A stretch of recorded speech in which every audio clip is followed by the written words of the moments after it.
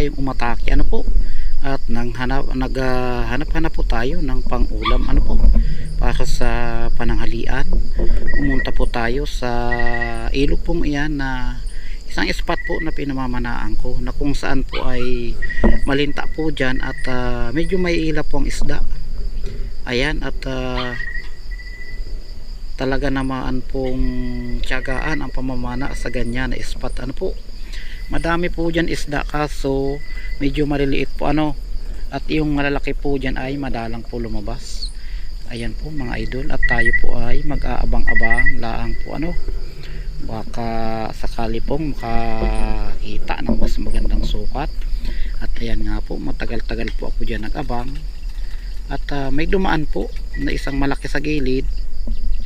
Ayan, at tumago po siya sa mga ugat po ng kahoy ano, at mga lumot-lumot.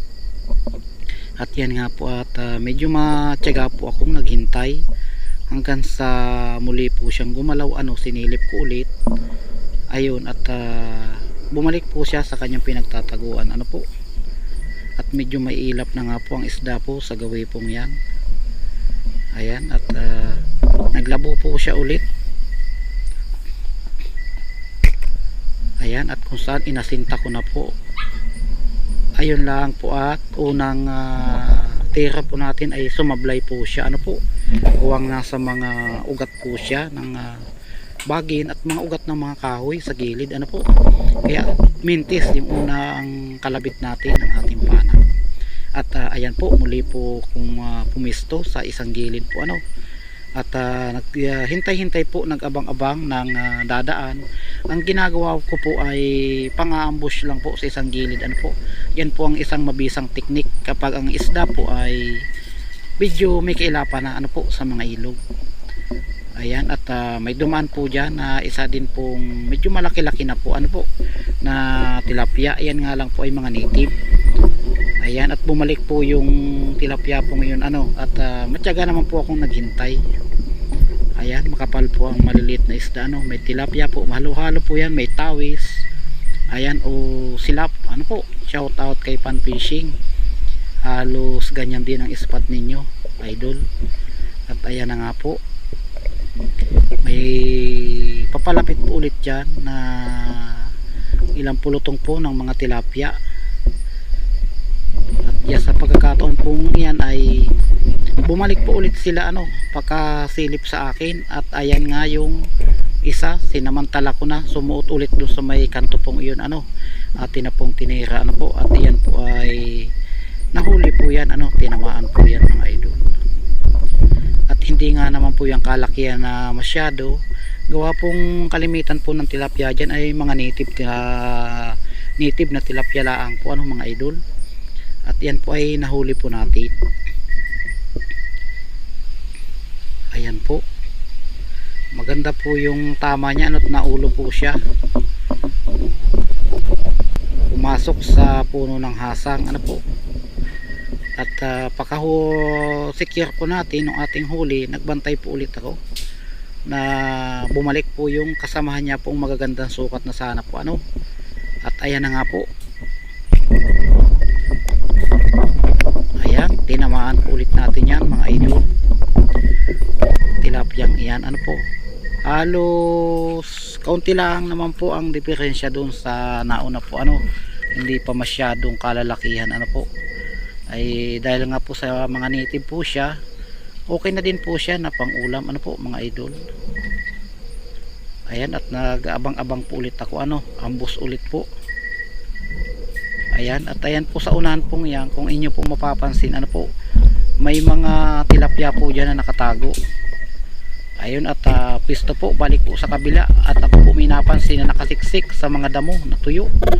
Ayun, at tinamaan po yan natin mga idol. Bali pang 3 na po yan na tilapia.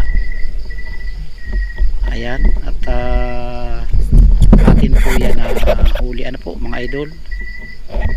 Ayan, sa may bandang palikpik na po ano, muntik nang makatakas yung ating pantatlong tilapia pong iyan na napana ano po.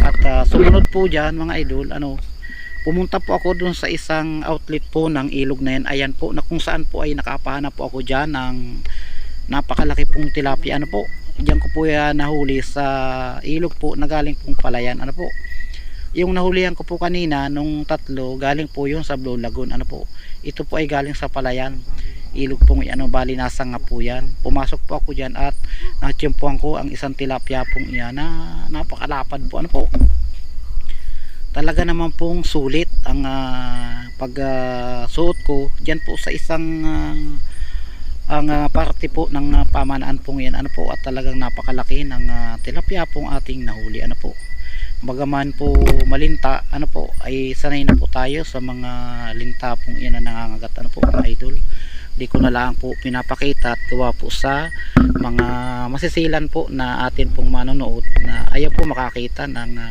mga linta, lalo po yung busog na ano mga idol. At ayun na nga po, yung malaki pong tilapia pong iyon ay akin na pong nilagay sa tabi at naghahanap akong pantahiyan po upang tusok. At ayan po, sa laki niya po ay halos na kilo po yung dulo ng pana po dyan ano mga idol. Gawa po yan ay nakasiksik po yan sa malalaking ugat ng kawis sa ilalim. Ayan, ay maganda naman po ang tama niya ano, at gitnang gitna ang tama niya. Talaga pong maganda, hindi po siya makakawala. At napakahuli ko po niyan ano mga idol. Ayan, at okay na po yan. At umahon na po ako dyan mga idol, at may ulam na tayo ano. Ayan, balik-balik muna ng pana at inunat ko pong kaunti ano, at medyo nakilo sa malaking tilapia pong iyon. Gawa pong nakasiksik sa ugat ano po, paghila ko medyo alanganin at nakilo. Ayan, at ibabalik ko lang po dyan yung bala ng pana, at ako po ay nagdesisyon na umuwi na ano, pumunta na po sa kubo namin ano po. Ayan, at pasensya na po mga idol ano, dahil po sa pag-edit ko po ng video pong ito ay bali inabot na po akong gabi, kaya may mapakinggan na po kayo na kuliglig ano po. Medyo umuwi po ako sa bahay, padilim na, kaya sa pag-edit ko po ay ayan, may mapakinggan po kayong mga kuliglig ano po.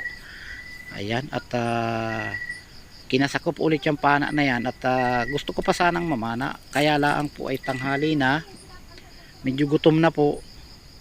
Kaya ako po ay umuwi na lang po ano, pakaalis ko po diyan mga idol. Ayan, at magsusuot pa sana ng goggles, kaya lang po talagang gutom na ang inyong idol dyan. At ayan na nga po, umuwi na po ako.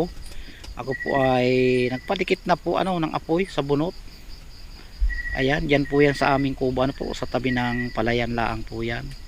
Nagatong na ako na ang bunot, at pag-iihawan ko po ng tilapia ano po. At talaga naman pong gutom na ang inyong manoy. Ayan, at medyo maginaw po ang tubig sa akin pong pinamamanaan ano po, at galing po yun sa mga bukal ano po. Ayan, at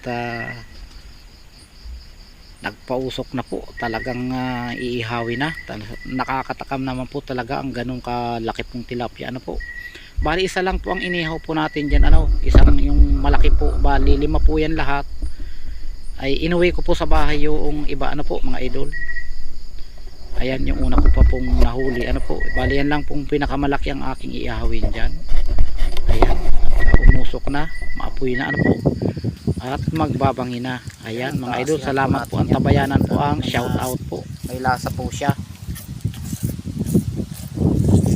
Ayan, at yung iba naman pong asin yan ay mawawala pa po yan ano, kapag pinatong natin sa apoy. Tapos may dala din po akong tuyo ano po, na sausawan mamaya. Wala na akong kalamansi ano mga idol. Ayan na po, at ihawin na natin ang mamaw na tilapia. Ayan po, naihaw na po natin ano mga idol, mga manoy at manay. Ayan, ang tilapia po dito sa amin ay napakataba po ano. Katulad po siya ng tilapiyang talisay ano po mga idol.